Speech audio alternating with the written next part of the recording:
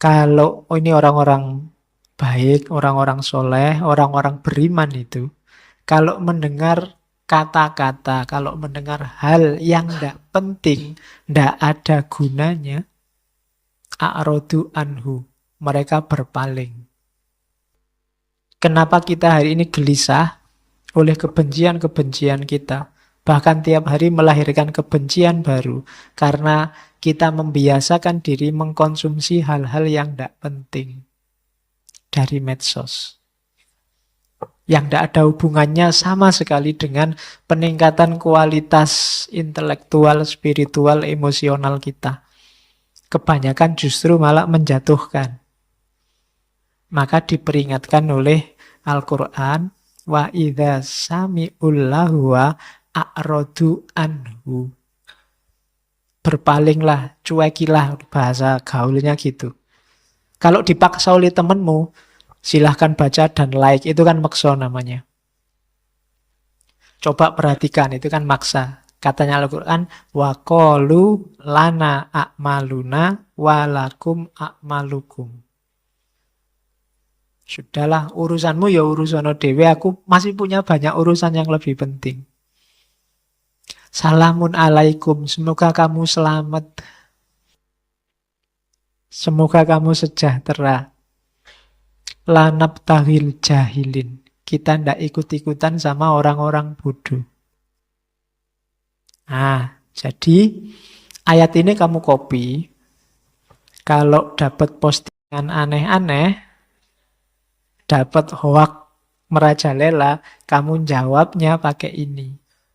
Wa idza sami'ul lahwa a'radu anhu wa qalu lana a'maluna wa lakum a'malukum.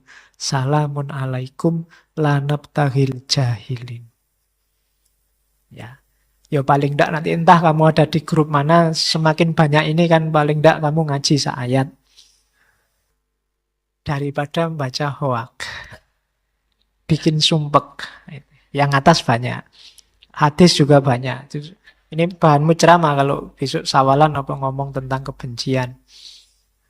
Ya kan? Oke. Itu Nabi sejak awal sudah memperingatkan. Kan banyak hadis yang bilang bahwa la tu'minu hatta tahab. Kita itu belum benar-benar beriman sampai kita saling mencintai. Jadi kalau hari ini kita gegeran, berarti kita semua imannya masih belum utuh. Hari ini kita masih saling benci, berarti iman kita belum utuh. Karena la tu'minu hatta tahabbu. Kalian belum disebut beriman sampai saling mencintai. Dan sudah diramalkan oleh Nabi itu kan, saya baca yang misalnya yang kedua. Dabba ilaikum da'ul umami qoblakum. Perlahan-lahan akan datang padamu penyakitnya umat-umat terdahulu. Yaitu al-hasadu wal-baghdha'u. Rasa dengki dan kebencian. Lama-lama akan merajalela dan sudah diramalkan oleh Nabi dan sekarang kelihatan. Sudah dabba ilaikum. Dan wal-baghdha'u hiyal halikoh. Dan kebencian itulah nanti yang akan memutus, mencukur. Khalikotuddin, la khalikotus sya'r. Memutus agama, bukan memutus rambut. Oh, itu mungkin ini Nabi setengah agak guyon ya. Bahwa kebencian itu akan memutus. Mutus agama loh ya, bukan mutus rambut. Maksudnya. Diinget-inget itu katanya Nabi. Jadi besok Islam itu akan habis, akan putus gara-gara kebencian kita. Walladzi nafsu Muhammadin biyadihi la tu'minu hatta tahabbu. Demi jiwa yang Muhammad ada di tangannya, demi jiwa Muhammad yang di tangannya, kalian tidak termasuk orang-orang yang beriman sampai kalian saling mencintai. Jadi, kalau masih ada kebencian sedikit saja terhadap sesama mukmin, sesama muslim, berarti kita masih belum beriman secara total. Afalau nabiukum bisyai'in idza fa'altumuhu tahabbtum. Tak kasih tips katanya Nabi. Sesuatu yang kalau kalian lakukan, kalian akan saling mencintai. Apa? Afsus salam bainakum. Afsus salam itu bisa verbal, bisa hal. Verbal itu ya pakai kata-kata, ya memang mengucapkan salam. Bisa juga menyebarkan kedamaian. Saling memaafkan. Saling terima kasih. Saling menenteramkan. Tidak saling mengancam. Kehadiranmu harus bikin orang tenang. Kalau kehadiranmu bikin orang sumpek, bikin orang terganggu, bikin orang tidak tenang, berarti kita belum saling mencintai. Orang lain merasa terancam dengan kehadiran kita. Ya, kalau ngomong kayak gini, biasanya terus kamu mengarahkan ke orang yang di luar dirimu. Wah, itu kelompok sana gitu, itu biasanya Pak. Ya, sekarang dibalik. Ada nasihat apapun masuknya ke dalam. Jadi, ayo kita bikin Islam yang afsus salam. Tidak cuma kalau ketemu, Assalamualaikum. Kalau ketemu Assalamualaikum, ya. Cuma hakikatnya salam kita sebarkan. Islam yang damai. Kita menyebutnya yang jadi rahmat bagi alam semesta. Meskipun Nabi ramalan Nabi itu kan untuk wanti-wanti biar kita hati-hati. Jangan sampai kita jadi aktor yang menyebarkan kebencian dan kedengkian. Oke, terus. Ini namanya piramida kebencian. Ayo kita cermati ya, yang kita benci apa, jangan dibiarkan hidup. Kalau dibiarkan hidup akan semakin ke puncak. Piramida kebencian itu biasanya yang pertama diawali prejudice attitude. Prejudice attitude itu perilaku yang sebenarnya masih dalam persepsi. Prejudice itu kan anggapan, prasangka. Perilaku yang penuh prasangka. Misalnya accepting stereotype, menerima stereotype, menerima apa? Stereotype itu gini loh. Kalau orang Jawa Timur mesti ndeso-ndeso. Kalau orang Madura itu mesti kayak gini, itu stereotype. Kalau orang Sunda itu biasanya begini, itu stereotype. Itu ciri-ciri prejudice attitude. Orang yang percaya dengan stereotype itu biasanya level paling awal dari nanti melahirkan kebencian. Adalah makanya jangan nikah sama orang Sunda. Makanya jangan kawin sama orang Madura. Itu stereotype. Ini bibit-bibit kebencian. Terus ada lagi, not challenging, belittling joke. Kadang-kadang cuma guyon. Tapi guyonnya merendahkan. Rasis. Not challenging itu tidak bantah. Senang kalau ada guyon-guyon kayak gitu. Yang melecehkan etnis tertentu, ras tertentu. Itu kita suka. Ini prejudice attitude. Ada bibit-bibit kebencian di situ. Kalau dibiarkan dia akan tumbuh jadi kebencian beneran. Kan banyak itu kan kita sering menertawakan ras lain, grup lain, kelompok lain, bikin joke-joke, not challenging, belittling joke. Kalau kita merasa enjoy dengan itu, bisa menikmati yang semacam itu, hati-hati, ini bibit-bibit kebencian. Ya kamu yang sedang bikin joke bisa ketawa-ketawa. Tapi yang dikenai joke itu mungkin bisa tersinggung loh, bisa sakit hati loh. Nah, itu belittling joke. Atau scapegoat. Scapegoat itu mencela atau apa? Melecehkan orang karena identitasnya, identitas kelompoknya. Saya tidak suka anak itu karena apa? Dia dari Madura. Saya tidak suka anak itu, dia sekolahnya di Yaman, kelihatannya ada bibit-bibit. Itu namanya scapegoat. Itu bibit kebencian juga.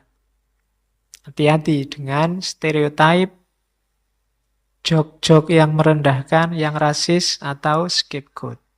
Kalau ini tidak kamu hati-hati, dia akan tumbuh jadi act of prejudice. Benar akan lahir prasangka kebencian. Name calling biasanya. Name calling itu cara manggil kita sudah merendahkan. Your name calling itu misalnya kalau orang yang tadi Afrika di Amerika kita panggil negro. Wah, kayak negro itu name calling. Mereka nggak suka dipanggil itu. Jadi hati-hati dengan name calling. Panggilan jelek, sebutan jelek kalau bahasa Arabnya lakop. Wala tanabazu bil alqab itu name calling. Dasar Madura, dasar bule, nah, itu name calling. Menunjukkan ada kebencian. Atau ridicule. Ridicule itu melecehkan. Atau social avoidance. Kita menghindar. Alah, ndak kumpul teman-teman yang kayak gitu. Ndak kumpul anak dari grup sana. Ndak kumpul orang-orang yang dari kelompok situ. Itu namanya social avoidance. Menunjukkan ada kebencian. Atau telling, belittling jokes. Kalau tadi kita dengerin dan suka joke-joke yang melecehkan, sekarang kita sendiri yang bikin joke-joke itu. Kita sendiri yang dagelnya sangat rasis. Itu act of prejudice. Hati-hati. Dan social exclusion. Ada tadi kalau social avoidance itu kita yang menghindar. Kalau social exclusion itu kita yang ngusir mereka. Saya mau Pak ngaji ini, tapi kalau kemasukan orang-orang kulit hitam itu, saya mending tidak ngaji. Itu social avoidance. Tapi kalau ada anak-anak hitam-hitam itu ngaji, saya usir Pak. Itu social exclusion.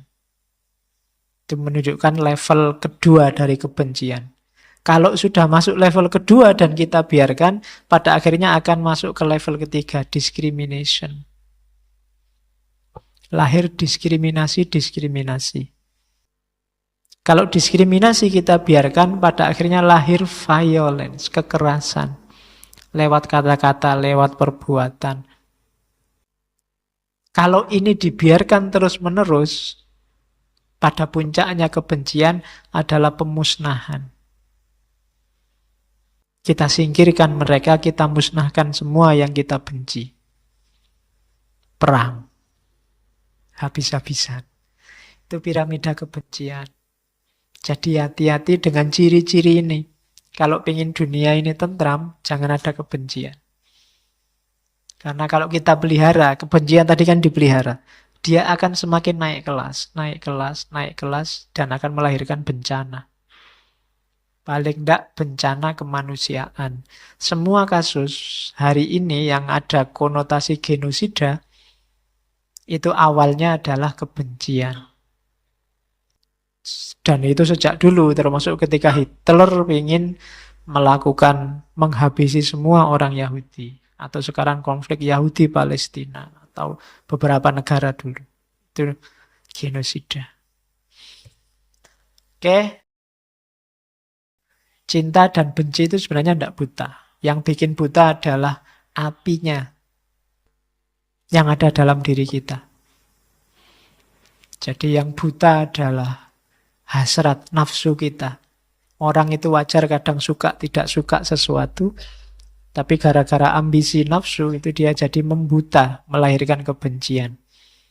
Ada kalimat lagi dari Nietzsche yang bagus. We have art to save ourselves from the truth. Kita punya seni untuk menghindar dari kebenaran yang tidak kita sukai. Antara lain kebencian. Kebencian itu seringkali jadi jalan kita untuk menghindar dari kebenaran. Itulah seni yang sering kita mainkan. Kita bikin dalil ndaki-ndaki untuk mendukung kebencian kita. Padahal hakikatnya kita sedang menghindari kebenaran. Itu penjelasannya panjang, kamu renungkan sendiri. Kalau ini ayat dari Martin Luther. Ya. Hatred, paralyze life, love, release it. Cinta itu menghancurkan hidup, sementara cinta membebaskannya. Hatred confuses life, love harmonize it. Kebencian itu membingungkan hidup, mengacaukan hidup, dan cinta mengharmoniskannya. Cinta, hatred darken life, love illuminate it. Kebencian menggelapkan hidup, cinta meneranginya. Itu Martin Luther King. Kalau ini pasti kenal ya, Mahatma Gandhi. Overcome hatred by love, lie with truth and violence with passion. Taklukkanlah kebencian dengan cinta, kebohongan dengan kebenaran, dan kekerasan dengan kesabaran. Itu rumus dari Mahatma Gandhi. Kalau ini Nelson Mandela. No one is born hating another person because of the color of his skin or his background or his religion. Tidak ada satu orang pun yang lahir membawa kebencian pada yang lain. Baik karena kulit, karena latar belakang, atau karena agama. People must learn to hate. Orang itu harus belajar dulu untuk bisa membenci. And if they can learn to hate, they can be taught to love. Dan kalau mereka bisa belajar membenci, mereka sebenarnya juga bisa diajari untuk mencintai. Bahkan lebih mudah karena for love come more naturally to human heart than its opposite. Karena kalau cinta itu lebih natural, lebih alami dibandingkan benci. Untuk benci orang harus belajar dulu, tapi kalau untuk cinta itu otomatis. Itu Nelson Mandela. Kalau ini haters. Saya ngambil haters itu, sekarang kan orang ribut, setiap orang punya haters. Haters itu singkatannya adalah having anger toward everyone reaching success.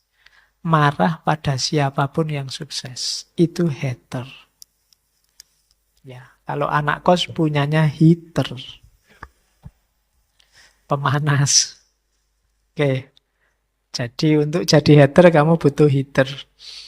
Heaternya biasanya ya berita-berita hoak itu. Oke ya. Bersyukurlah kalau kamu punya haters. Berarti kamu dianggap penting. Ya. Kalau nggak ada yang punya haters, berarti ya kita memang bukan siapa-siapa. Alhamdulillah kalau nggak dianggap siapa-siapa, jadi lebih bebas. Karena tidak banyak orang hadir dalam hidup kita. Karena orang lain itu kan neraka, katanya Sartre. Tidak bikin sumpek. Oke. Alhamdulillah hari ini kita sudah belajar kebencian. Jadi dikembalikan lagi ke dirinya masing-masing. Jangan-jangan punya banyak bibit-bibit kebencian. Pelan-pelan kita singkirkan. Tidak usah ambisius. Saya mulai hari ini menghapus semua kebencian. Itu namanya ambisius. Insya Allah tidak sukses. Pelan-pelan latihan untuk tidak membenci. Kalau terlanjur membenci ya pelan-pelan. Tidak usah terlalu dalam. Tidak usah dibawa kemana-mana. Lama-lama nanti hilang. Antara lain cara menghilangkan kebencian itu dengan permaafan. Media sosial sedikit ya, medsos dan kebencian.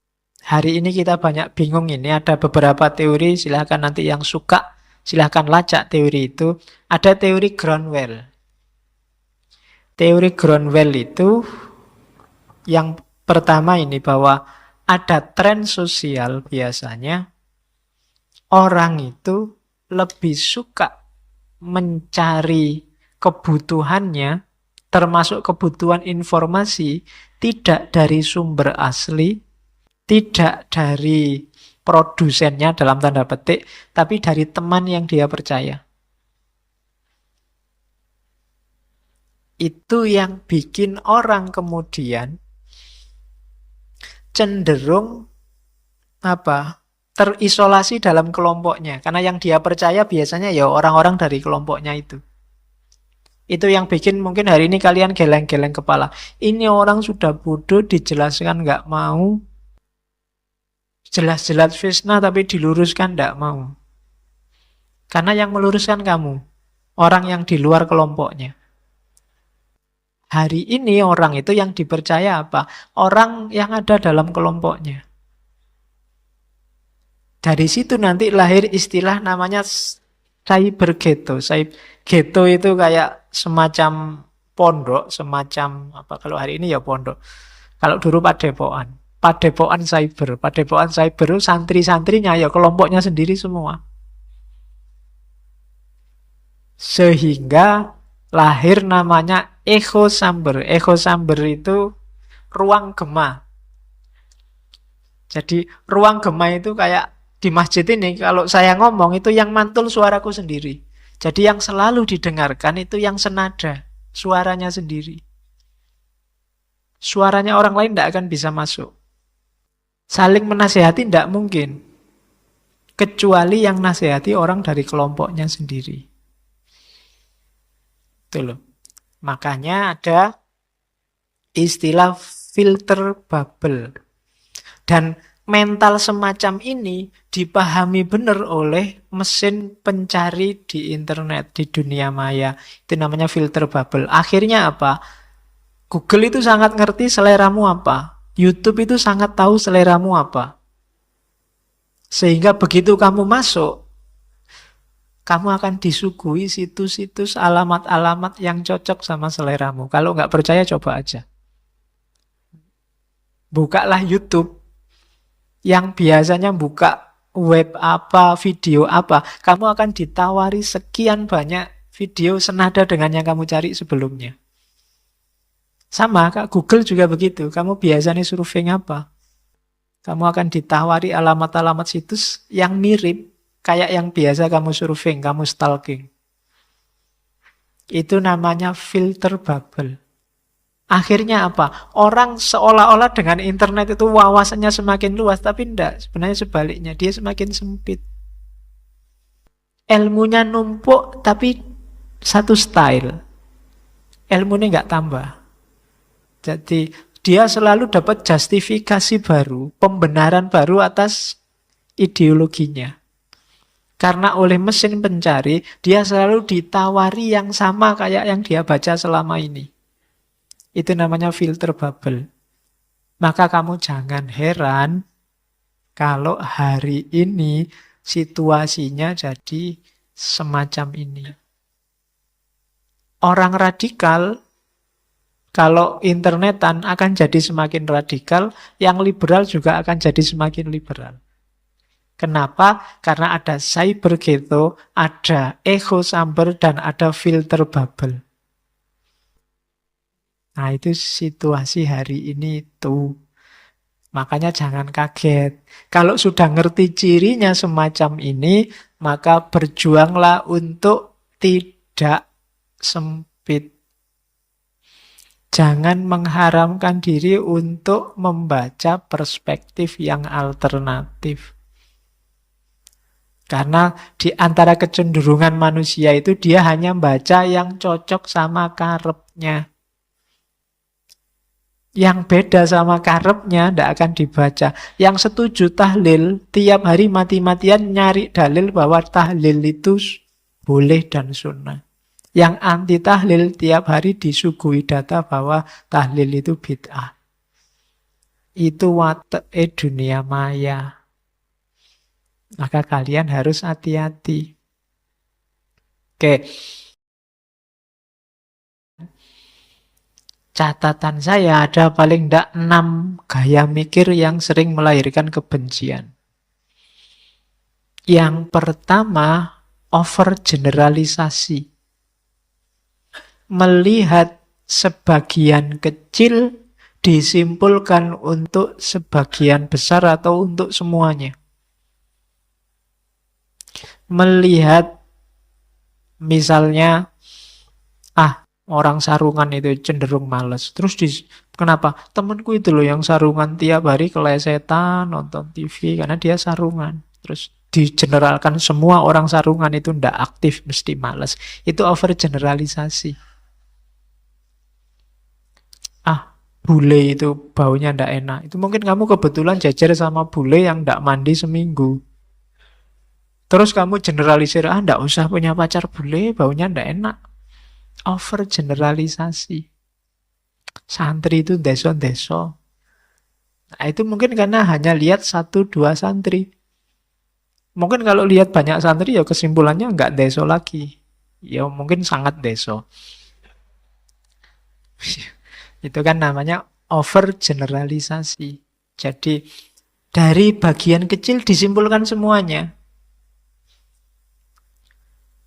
Yang kedua, read the thought. Itu kadang-kadang kita merasa bisa baca pikirannya orang. Oke, jadi bisa baca pikirannya orang itu, ini orang kok sejak tadi ngelirik-ngelirik, jangan-jangan naksir aku. Nah, itu read the thought. Jadi kayak bisa-bisa kita baca orang lain. Ini sejak tadi kok usul terus mesti mau berontak ini. Itu read the thought. Jadi kita ndak bisa membaca apa yang ada di pikirannya orang hanya dari sedikit manifestasi fisiknya. Tapi kita merasa bisa. Ini ada sejak tadi saya ngaji kok dem-dem terus. Jangan-jangan dia ndak cocok ya. Padahal mungkin memang flu.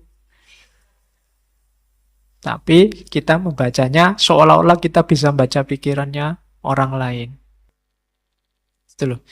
Ini ada orang pakai tato, kemudian keliwar-keliwar di depanku. Ini mesti dia ngincer aku ini. Itu read the thought. Sering melahirkan kebencian. Kayak kita ngerti-ngerti yang ada di pikirannya. Ini mesti orang ini ingin menghancurkan Indonesia. Oh, mesti orang ini ingin selalu. Itu read the thought. Apa iya kita bisa? Yang ketiga, ada emotional reasoning. Emotional reasoning itu apa? Nalar emosi. Nalar emosi itu emosi yang diekspresikan dianggap mewakili realitas. Tak kasih contoh. Misalnya minum.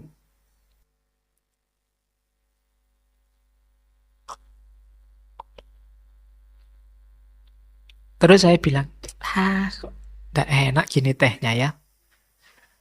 Loh, contoh-contoh jangan. Kok tak mire sedih. Iya, nanti tak mire gelo istigawe kayak kok ra enak. Terus kita, alah kok ndak enak gitu ya. Loh, emosiku ini, terus kamu pahami oh berarti tehnya memang ndak enak. Padahal itu lah cuma kesanku saja.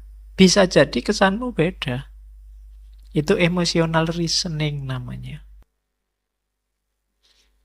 Jadi, menganggap anggapan emosional seseorang, tanggapan emosional, itulah kenyataannya.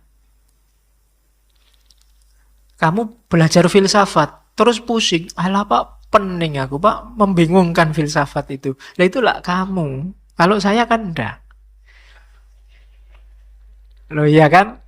Tapi terus banyak orang anggap filsafat itu membingungkan.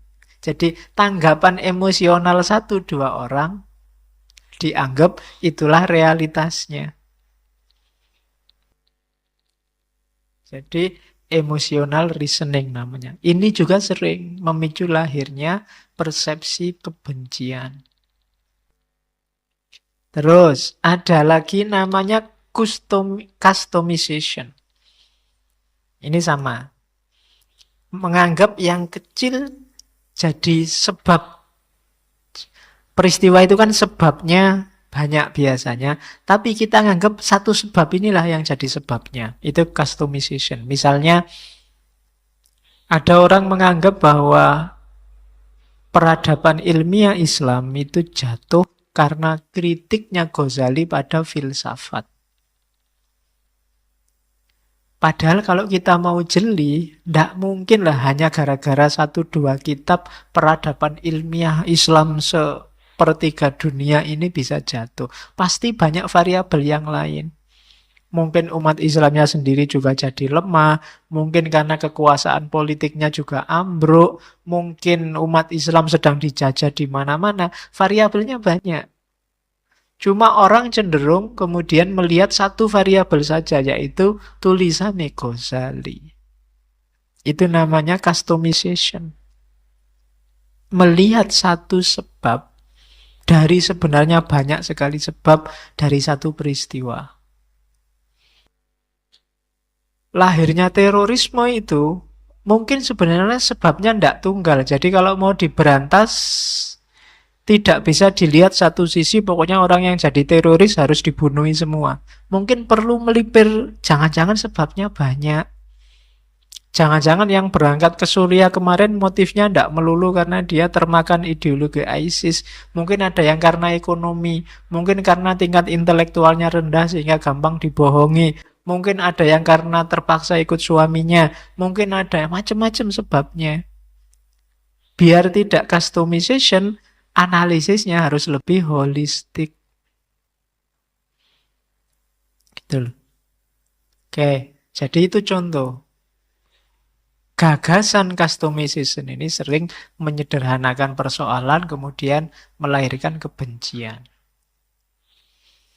Terus ada lagi, mirip kayak sebelumnya, namanya maximization atau minimization. Membesar-besarkan hal kecil atau mengecil-ngecilkan hal besar. Ini sering kita lakukan. Jadi menganggap yang tidak penting, terus kita anggap penting. Atau yang sebenarnya sangat penting, kita anggap tidak penting. Apa sih pentingnya kostum, pentingnya baju misalnya? Kok kemarin ada viral gegeran tentang mana lebih utama, batik atau jubah? Terus kita tawuran berhari-hari itu kan gara-gara bahas batik atau jubah. Itu mungkin maximization. Atau jangan-jangan kita sering juga minimization. Ini penting loh, tapi terus bagi kita tidak penting makanya terus tidak viral. Kita harus jeli. Cara berpikir ini juga sering melahirkan kebencian. Ada juga yang catastrophic thinking. Biasanya orang yang gampang panik. Catastrophic thinking itu orang yang sebenarnya itu sepele sekali, tapi bagi dia luar biasa. Orang yang katastrofik itu biasanya hal-hal kecil membuat dia panik luar biasa. Misalnya, kalau di situ tak kasih contoh, ibu-ibu itu sekarang sedang fobia, kena kanker, kena apa gitu kan. Mungkin ada yang ngecek, meraba dadanya. Loh, kok ada benjolan ini?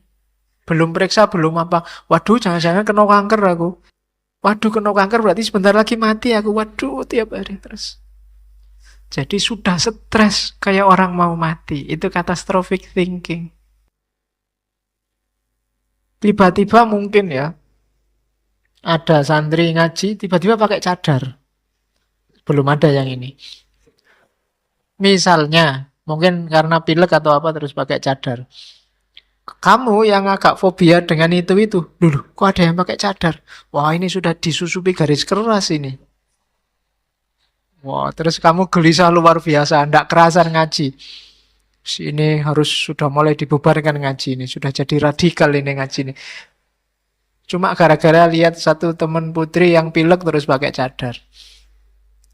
Padahal dia cuma pilek biasa, misalnya. Itu catastrophic thinking. Gampang panik.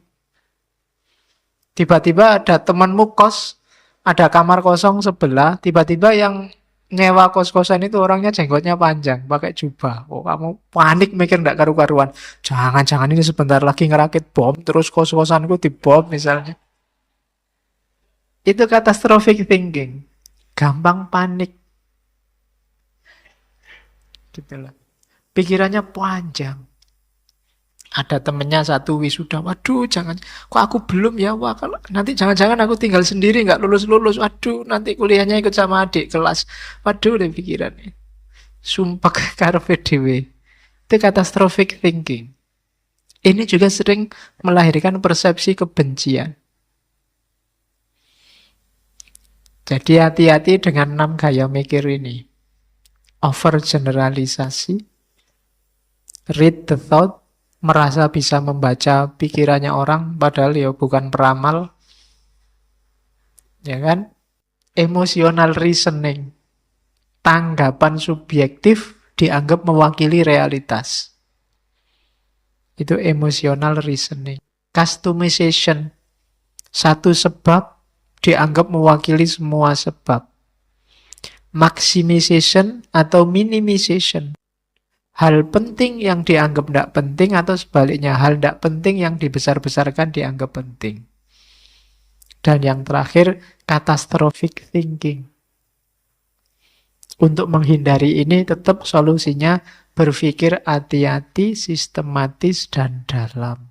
Biar tidak gampang ketipu, tidak kesusu komentar. Kalau ada yang masih belum jelas benar. Dicermati dulu duduk persoalannya.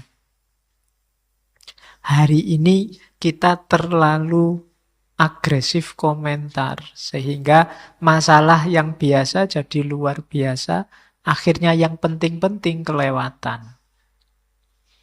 Umatnya nggak tambah cerdas, tambah pinter debat, ilmunya nggak tambah, kemampuan gegerannya yang tambah. Argumen sana dibawa ke sini, sini dibawa ke situ, terus.